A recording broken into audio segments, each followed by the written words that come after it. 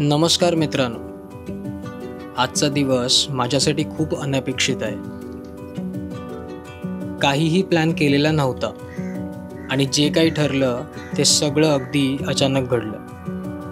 मी सध्या मुंबईहून पुण्याकडे प्रवास करतोय. हवामान इतकं अप्रतिम आहे की त्यामुळे हा प्लॅन अचानक ठरला. आज मी एका खास व्यक्तीला भेटणार आहे, ज्याला मी गेली 10 वर्ष किंवा त्याहून अधिक काळ फॉलो करत आलोय. त्याची फोटोग्राफी, एडिटिंग आणि आर्टिस्टिक स्किल्स मला सुरुवातीपासून प्रेरणा देत आले आणि आज तोच माणूस माझ्या इंस्टाग्रामवरील कंटेंटला पाहून फॉलो करतो, कारण त्याला माझं काम आवडतं. ह्याच्यापेक्षा माझ्यासाठी मोठी गोष्ट कुठलीच नाही, कारण कामामुळेच व्यक्ती ओळखला जातो. जसं मी त्यांना त्यांच्या कामासाठी ओळखायचो, तसे ते माझ्या कामासाठी मला ओळखतात. इंस्टाग्रामचे आभार मानले पाहिजे की त्यांच्या माध्यमातून मला या कंटेंट क्रिएटरला कनेक्ट करतात. आणि 1 महिन्यापूर्वी आम्ही मुंबईत भेटायचे ठरवले आणि भेटलो देखील. त्यांच्याचबरोबर अजून काही मित्र झाले. आज त्यांचा स्वतःहून मला मेसेज आला की तू फ्री आहेस का. मी लगेच उत्तर दिलं, होय मी फ्री आहे. त्यावर त्यांनी मला सांगितलं, चल मग राजगडचा प्लॅन करूया. क्षणाचाही विचार न करता मी होकार दिला आणि मुंबईहून पुण्याकडे निघालो. सध्या मी पुण्यात पोचलोय आणि आम्ही भेटणार आहोत माझ्या अजून एका आवडीच्या ठिकाणी, ते म्हणजे रुद्र आर्ट्सला. रुद्र आर्ट्सच्या नव्या शाखेचे उद्घाटन सोहळा होता आणि दादांनी मला तिथेच बोलवलं. महाराष्ट्रातील प्रत्येक व्यक्तीला रुद्र आर्ट्स माहीत पाहिजे. ही तीच संस्था आहे जी आज इंस्टाग्रामवर ट्रेंडिंग आहे, ज्यांच्या आर्टवर्कमध्ये छत्रपती शिवाजी महाराज, छत्रपती संभाजी महाराज, मराठा साम्राज्य, युद्धकला आणि मराठ्यांचा इतिहास दिसतो. आणि मला भाग्य लाभले की मी भेटलो त्या व्यक्तीला ज्याला मी इतक्या वर्ष इंस्टाग्रामवर फॉलो करत होतो, राहुल बुलबुले दादा. त्यांच्यासोबतच मला रुद्र आर्ट्सचे संस्थापक यांनाही भेटण्याची संधी मिळाली. रुद्र आर्ट्सच्या नरे ब्रँचच्या उद्घाटन सोहळ्याला हजेरी लावल्यानंतर आता मी आणि राहुल दादा दोघे मिळून राजगड किल्ल्याच्या पायथ्याशी पोचलो. माझ्याकडे ब्लँकेट नव्हतं, त्यामुळे आम्ही ठरवलं की गाडीतच विश्रांती घ्यावी. त्यावेळी वेळ होती 11:30ची. आम्ही ठरवलं की सकाळी 4:30ला चढाई सुरू करायची आणि तसंच केलं. सकाळी लवकर आम्ही राजगडाच्या बालेकिल्ल्यावर पोहोचलो. संपूर्ण वातावरण धुक्याने भरलेलं होतं. पद्मावती माचीपर्यंत पोचायला सुमारे 1.25 तास लागले आणि तिथून बालेकिल्ल्यापर्यंत 20 मिनिटं. धुकं इतकं घनदाट होतं की दृश्यता जवळपास नव्हतीच. आम्ही ठरवलं की हवामान स्वच्छ होईपर्यंत थांबायचं. राहुल दादा छत्रपती शिवाजी महाराजांच्या राजवाड्याच्या पायरीवर बसले. मीही थकलेलो असल्याने तिथेच बसलो. समोर फक्त भग्नावशेष दिसत होते. बहुधा हेच महाराज आणि संभाजी महाराजांचा राजवाडा असावा. सगळं काही अनप्लॅन्ड पण खूप भावनिक वाटत होतं. तेथे बसताना मनात एकाच वेळी हजारो विचार येत होते. शिवाजी महाराज इथे कसे राहत असतील? 25 वर्ष त्यांनी या राजगडावर घालवली, म्हणजे त्यांच्या आयुष्याचा मोठा भाग या किल्ल्यावर गेलाय. मोगलांवर आणि आदिलशाहवर मिळवलेले विजय याच गडावरून जनतेपर्यंत पोहोचले. त्याचबरोबर याच गडावरूनच काही दुःखद बातम्या ऐकल्या गेल्या. शिवरायांचे मोठे बंधू शंभूराजे म्हणजेच संभाजी महाराज यांच्या मृत्यूची बातमी देखील त्यांनी इथेच ऐकली असणार. शहाजीराजांची कैद आणि त्यांचा केलेला विजापूर दरबारी मान ही सगळी दुःखद प्रसंग शिवाजी महाराज आणि राजमाता जिजाबाईंनी याच गडावर सहन केली असणार. पण त्यांनी हार नाही मानली. त्यांनी ठरवलं की स्वराज्य उभा राहायचंच. आज या राजवाड्याचे अवशेष भग्न झालेले असले तरीही अजून इतिहास तेजस्वी आहे. ह्याच त्या पायऱ्या ज्यावरून कैक वेळा महाराज आले गेले असतील. आणि आज मी त्या पायऱ्यांच्या जवळ बसलोय हे माझं भाग्यच. शहाजीराजांच्या अपमानाचा बदला महाराजांनी घेतला. प्रतापगडावर अफजल खानाचा वध करून त्यांनी आपल्या वडिलांच्या झालेल्या अपमानाचा आणि मोठ्या भावाच्या मृत्यूचा सूड घेतला. आम्ही 3.5 तास बसून सगळे भग्नावशेष पाहिले. हे भग्नावशेष म्हणजे आपल्या इच्छाशक्तीचे भग्न रूप आहेत. ज्याने स्वराज्य उभारलं त्या महान राजाच्या राजवाड्याची अवस्था आज अशा स्थितीत आहे हे आपल्या सगळ्यांसाठी लाजिरवाणं आहे. सरकार दरवर्षी ASI साठी निधी जाहीर करतं, पण त्या निधीचं काही भाग तरी या गडांसाठी वापरला जातो का? किंवा तो वापरला गेला तर कामाची गुणवत्ता अत्यंत खालावलेली असते. राजवाड्याच्या परिसरात जुन्या विटा, फरशा, तुकडे दिसत होते. हे सगळे इतिहासाचे तुकडे आहेत. मी आजूबाजूला पाहत होतो आणि विचार करत होतो, शिवाजी महाराज, संभाजी महाराज आणि त्यांचे मावळे इथे कसे वावरले असतील. त्यांची शौर्य कथा प्रत्येक दगडात जिवंत आहे. राजगड आणि रायगड याच गडावरून मोगल साम्राज्याचा अंत सुरू झाला. या किल्ल्यावर आम्हाला चूल सुद्धा दिसली, म्हणजेच कधीतरी इथे स्वयंपाक होत असेल किंवा महाराजांच्या आंघोळीसाठी पाणी गरम केलं जात असेल. पण आजपर्यंत कोणीही या भग्नावशेषांचा योग्य अभ्यास केला नाही.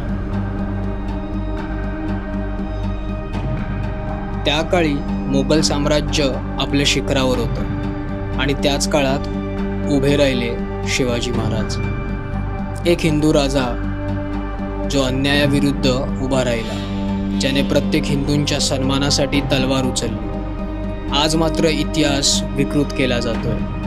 शिवाजी महाराजांना सेक्युलर म्हणून दाखवण्याचं राजकारण चालू केलेलं आहे. पण ब्रिटिशांच्या पत्रव्यवहारातून सुद्धा त्यांना हिंदू राजा म्हटले गेले. महाराजांनी स्वतः आपल्या चुलत भावाला म्हणजेच व्यंकोजी राजांना पत्र लिहिलं होतं. त्यात असे म्हटले आहे, तुर्क आपल्या सैन्यात असतील तर आपण विजय कसे प्राप्त करू. यावरून स्पष्ट होते की त्यांनी मुसलमान सैनिकांवर विश्वास ठेवला नव्हता. कदाचित काही सैनिक असतील, पण त्यामागचे कारणही वेगळे असणार नक्कीच. या किल्ल्यांवरती आज देखील आपल्याला प्रेम पाहायला मिळतं. अनोळखी लोक एकत्र बसतात, जेवतात आणि ओळख होते. असंच काहीतरी माझ्यासोबत देखील घडलं.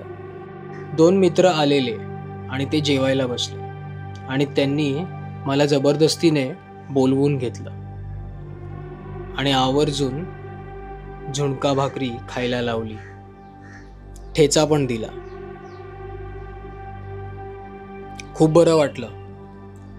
पोटात भूक नव्हती, पण त्यांनी मला खूप प्रेमाने खायला घातलं आणि मला ते खावं लागलं. याचा आनंदच झाला. खाताना त्यांच्याशी गप्पा झाल्या. त्यांना धन्यवाद दिला आणि पुढे निघालो. 4.5 तास आम्ही राजवाड्याच्या भागात होतो, पण हवामान तसंच धुक्याने भरलेलं होतं. किल्ल्याच्या प्रत्येक कोपऱ्यात इतिहास बोलत होता.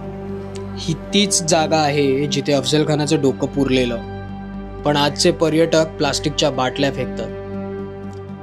जिथे आपला राजा राहत होता तिथे आपण कचरा टाकतो.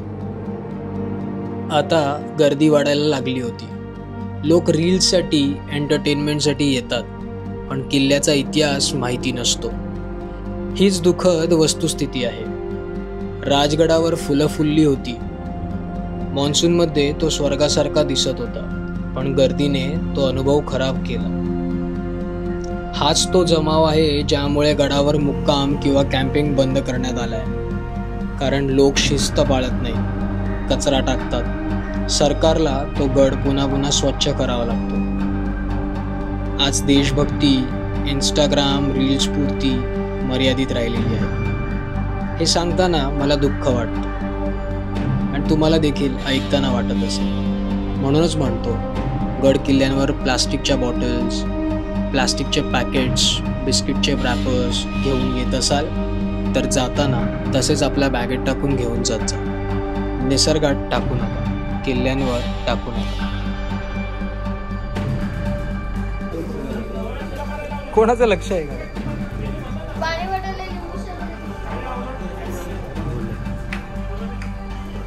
तेच ही जागा तुझ्या माझ्या बघणाऱ्यांच्यापेक्षा खूप मोठी आहे. त्यामुळे इथं लोक येऊन काय करतात काय नाही, त्यामुळे ह्या जागेचं जे म्हणतात ना पावित्र्य जातं वगैरे असलं काही होत नाही. तेवढी लायकी नाही कोणाची की त्यांनी इथं काहीतरी केलं तर ह्या जागेचं पावित्र्य जातं. खरं, कारण ह्यांच्या पिढ्या नव्हत्या तेव्हापासून हा डोंगर येतो. ह्यांच्या पिढ्या नसतील तरी पण हा डोंगर येतच असणार. ही ठिपकं आहेत. आज आहेत उद्या नाहीत. आज आहेत उद्या नाहीत, नसणारच आहेत. त्यामुळे काही नाही, हे सगळं वाहून जाणार. हे शाश्वत आहे बाकी. त्यामुळे लोकांनी काही करू दे इथे, काही फरक पडत नाही राज्याला. आधी बी होता मुरुंब देवाचा डोंगर, नंतरही राहणारे मुरुंब देवाचा डोंगर. राजांचा गड, राजांचा गड, गडांचा राजा.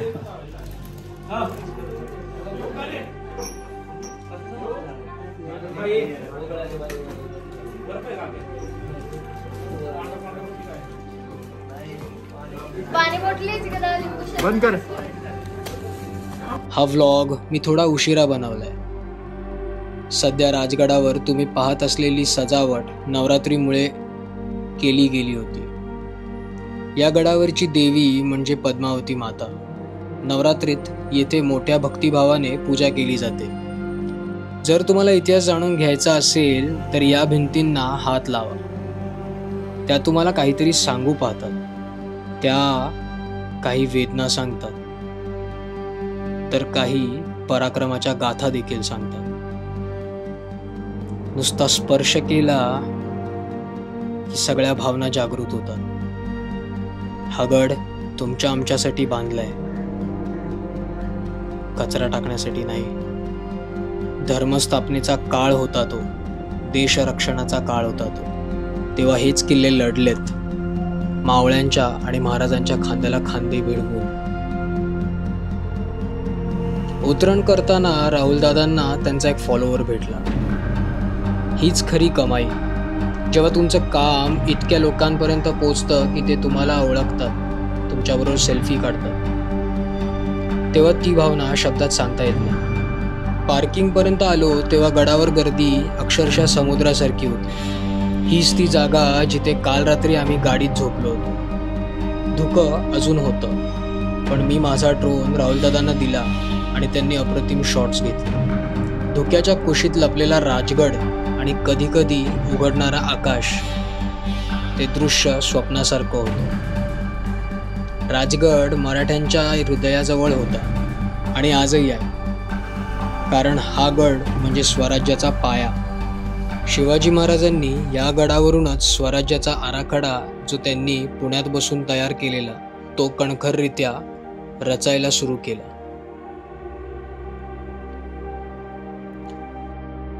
या ड्रोन शॉटमध्ये जे दिसतंय तो आहे पाली दरवाजा.